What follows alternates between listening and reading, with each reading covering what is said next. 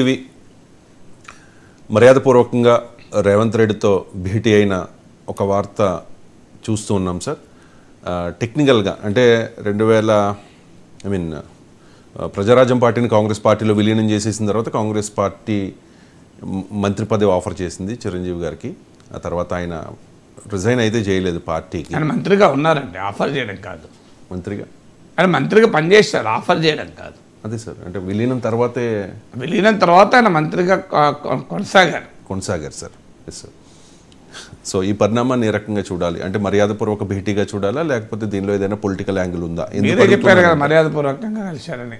మీరే మర్యాదపూర్వకంగా కలిశారని చెప్పి సార్ మర్యాదపూర్వకంగా చూడాలా అంటే నేనేమనాలి? అంటే నేను పేపర్లో వచ్చిన దాన్ని బేస్ చేసి ఈ ఫోన్ చూసి మీరు ఏమనుకుంటారంటే మొబైల్ ఫోన్ అనుకుంటా. సో మీరు మర్యాదపూర్వకంగా కలిశారన్నాక కాదు అమర్యాదగా కలిశారని చెప్పండి. పాయింట్ నేను చెప్తా సార్. పేపర్లో వచ్చిన న్యూస్ని బేస్ చేసుకుని నేను అది మర్యాదపూర్వక భేటీ జరిగిందని నేను చెప్పాను సార్. దీనిలో ఏదైనా పొలిటికల్ యాంగిల్ ఉందా అనేది నా ప్రశ్న ఇక్కడ. ఇప్పుడు కేసీఆర్ని కూడా చిరంజీవి పరామర్శించారు. కేసీఆర్ ఆసుపత్రిలో ఉన్న సమయంలో మరి అప్పుడు బీఆర్ఎస్లో చేరుతున్నాడా? అంటే రేవంత్ రెడ్డిని మర్యాదపూర్వకంగా కలిస్తే కాంగ్రెస్ వైపు చిరంజీవి చూస్తున్నాడా? మరి అంతకు ముందే కేసీఆర్ను కూడా కలిసి పరామర్శించొచ్చారు.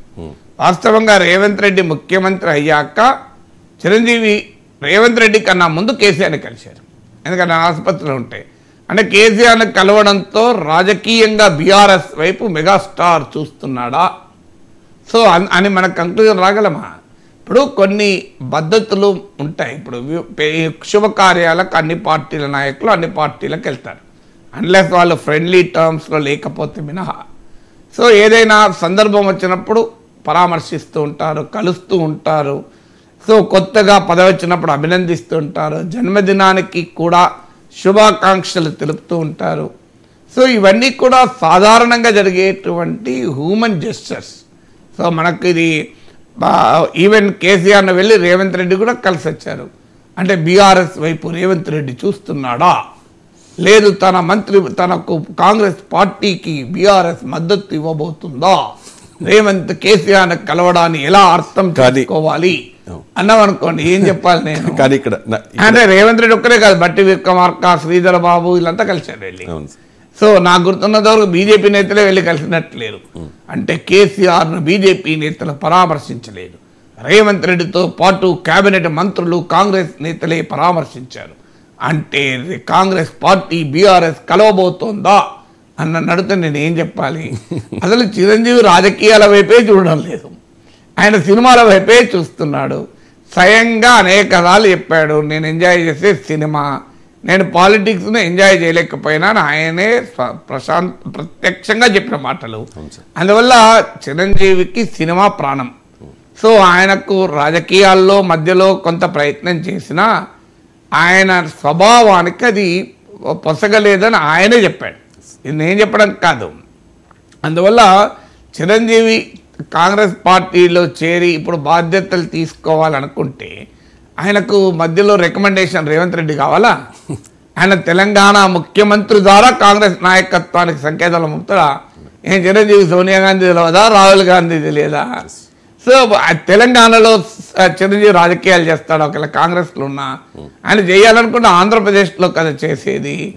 సో అందువల్ల షర్మిల కాంగ్రెస్లో చేరుతున్నది ఒకవైపు వార్తలు వస్తూ, మళ్ళీ చిరంజీవి కూడా చేరుతాయి, ఇద్దరు కలిసి ఏం చేస్తారు, ఒక ప్రెసిడెంట్ ఒక వర్కింగ్ ప్రెసిడెంటా?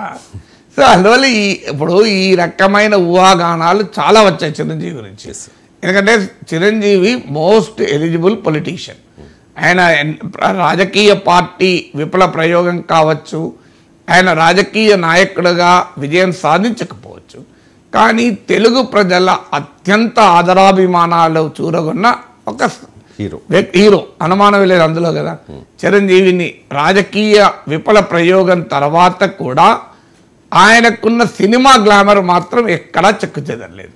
సో ఆయన మధ్యలో రాజకీయాలకు పోయి వచ్చిన, రాజకీయాల్లో ఆయన ప్రయోగం ఒక హాస్యాస్పదంగా మిగిలిన, ఆయన మధ్యలో రాజకీయాలను వదిలేసిన తీరు చాలామందికి అభ్యంతరకరంగా ఉన్నా, ఇలాంటి కారణాలు ఏమున్నా చిరంజీవి ఇప్పటివరకు మెగాస్టార్ మీరు